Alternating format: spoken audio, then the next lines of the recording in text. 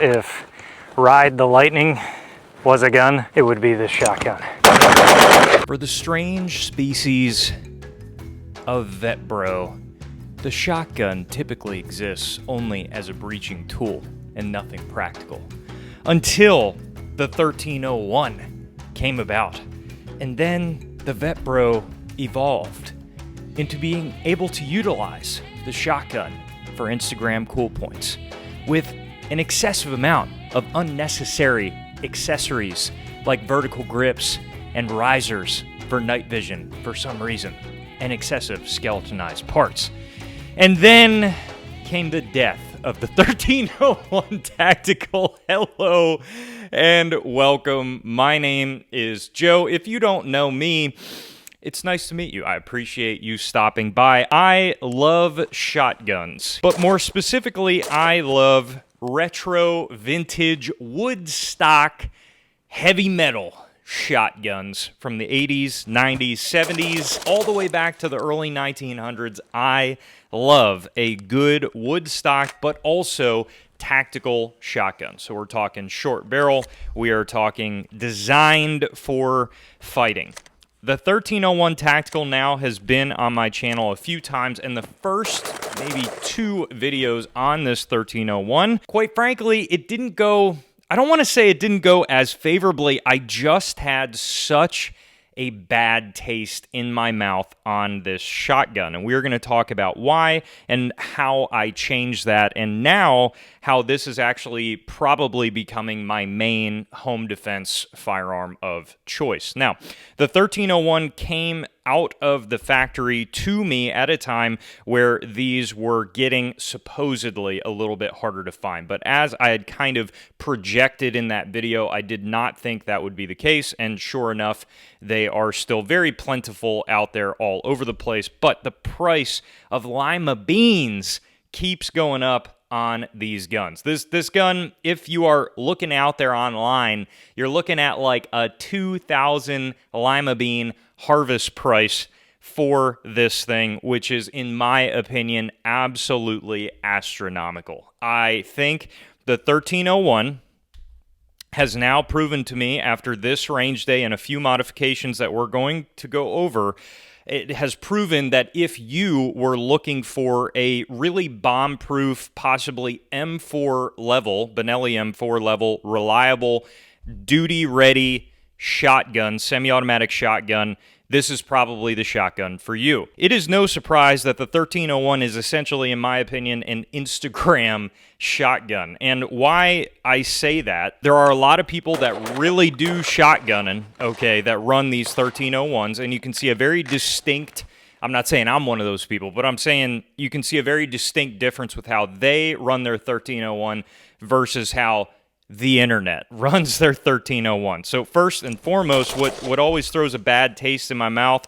when I see people have vertical grips or some sort of grip on the forend of a shotgun. Why do I say this? Because if you are utilizing a push-pull method, meaning I am pushing the shotgun away with my front hand and pulling with my rear, a vertical grip is essentially going to be the opposite of what you want to help mitigate the recoil. You want your front hand pushing away from you rather than pulling towards you. So that's just one of those completely unnecessary and, quite frankly, somewhat detrimental things to run on a shotgun, and immediately indicates that you don't do a lot of shotgunning, typically.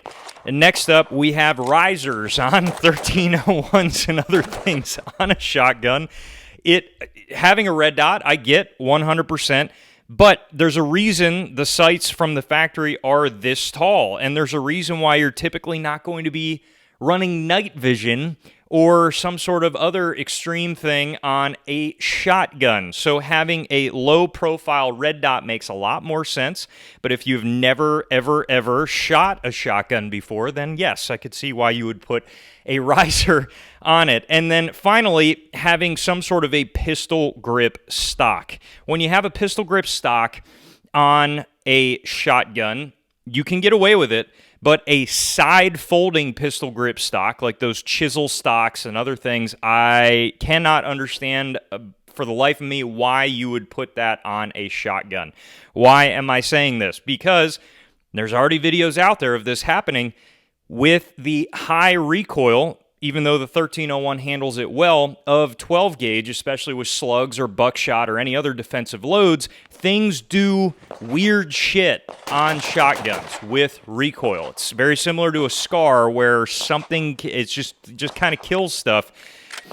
And to have a very fast-firing shotgun with the ability for the stock to collapse when you don't want it to collapse is not a fun experience. I've actually had something like this happen to me with a shitty designed brace that I was originally running on my M92 AK, where mid-firing sequence, the brace collapsed, and it was almost a very, very bad day. So having that on a shotgun makes zero sense to me. And why I mention all of those things is because going into it, that's what I was consistently seeing about this shotgun. And it just left me like, ugh. Furthermore, the overall presentation of the gun left a little bit to be desired. I think if you're going to go with a 1301, I would highly recommend going with the black variation, because if I had to guess, it's probably not Cerakoted. Mine was Cerakoted, and it was in the time where they were really pushing out these guns, and in my opinion, the Cerakote is kind of not great. The hardener seems to be off. It's definitely got some chips and scrapes and dings and all those things that typically on a Cerakoted gun would not be there. I am just taking that into consideration for the $2,000 Lima being priced. When you have that type of a price tag on a gun, I'm going to be looking at it far more closely. I originally had the Midwest furniture on this, and this is where I kind of began to re-look at the 1301. The Midwest furniture was provided to me, and they don't care what I say, and this isn't going to sound too great for their forend. As far as practical M-LOK mounting interface, sure, it had a lot to offer. But I'm going to be honest with you guys, I actually preferred over that the factory forend because of the aggression that the factory forend has, and also how thin the factory forend is. It just is a very comfortable option, and it still allows you to mount a light if you want to, and that would be the only thing personally that I would ever run on the front end of a shotgun would be a light. But then also Beretta has M-LOK on the actual barrel clamp here for the mag tube, and that is what I use to mount my light.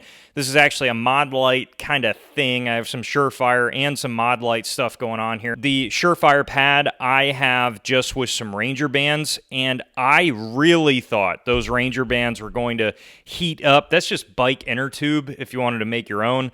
I really thought they would heat and just break, but amazingly, even with how fast I was shooting this gun at this range, they did not heat up. The forend was getting so hot I could barely hold on to it, so it was definitely noticeable that those held up. I was pretty impressed by that.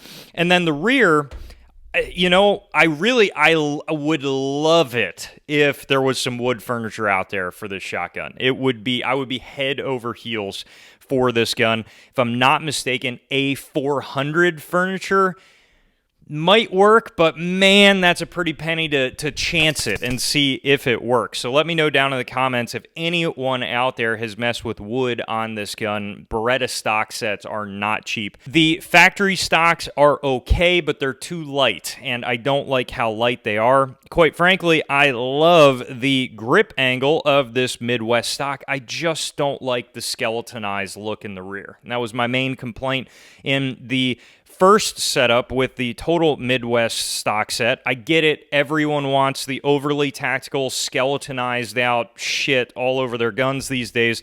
But on a shotgun, I just don't prefer that look. And honestly, if it was solid back here, this would be an incredible stock. But again, just look thing.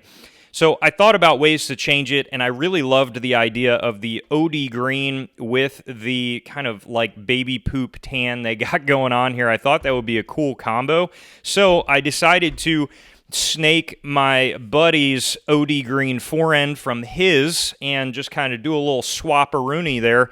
I left the Midwest stock on this, and I took off the grip panels and the pieces and coated the bottom of the stock, the base essentially, in the Rapco paint, which I've been relatively impressed by that, but I may have had a little bit of oil or something up here because it definitely was wearing relatively quickly on the first range day out. But it sets, this paint, it almost looks like Cerakote when you put it on. And it is a lighter colored green. It's got like a Noveski green going on here. But honestly, this contrast with the tan grip scales, I think, personally, looks pretty banging. Now, for the side, you guys know I'm not the biggest fan of Velcro. But when it comes to the 1301, I think this is pretty much one of your few options that are out there. I mean, there's definitely others. I just didn't want to break the bank with that. So I'm going to see how the Velcro holds up. And then just a little icing on top, I got an OD green shot shell holder for the side. I'm still very impressed about the gun. Quite frankly, I'm a little bit bummed that the culture, we'll say, around the 1301, in my opinion, is shit. Because the gun itself, the base gun, I think is a very, very solid shotgun. I think the A300 would probably get the job done the exact same for an even cheaper price. But I think that the Instagram cool guys out there that run this shotgun in the stupid ways that they run it, why I'm so heated at that is because that is why the price hiked. And that's completely anecdotal, that's completely opinionated, but when you got all the high-speed cool guys running these shotguns and everyone and their mother wants that shotgun, you're going to get a price hike, and that's what we see here. And I think, quite frankly, this is 100% like an 1100 Lima Bean shotgun. Like, without a doubt. There is absolutely no reason, in my opinion, that this is now, it started, mind you, it started its life at like the 1200 Lima Bean area, and now they're like soaring up to 2K. I think that's just outrageous for this gun, especially with the finish and the little quirks about it. Like, I don't think it's that. Now, as far as how this handles recoil, I gotta say, it is the softest recoiling 12-gauge semi-automatic I own, and I own a lot of them. Let me tell you, I'm in the double digits. So it is an unbelievably soft shooting gun, even with high brass. In this particular shotgun, it liked critical defense for the groups. I really don't mention that frequently because, quite frankly, each and every individual shotgun's completely different. So yours might like something else entirely. So you just got to try a few and see it, like the critical defense and also the S&B Buckshot. It seemed to print almost identical to the critical defense. With the contrasting colors and my own little flavor going on here, I actually absolutely love how this shotgun turned out. And to me, now, it's a really cool gun. If you stayed until now and you want to see all the shotgun stuff, all the boomsticks, I got that right over here. You don't even got to go searching. It's going to click you on way back, bring you way down the line of shotgun content to a different, younger me right here. And then over on this side, if you feel like we are vibing, you know what to do with that button. Thank you so much for watching, and have a wonderful day.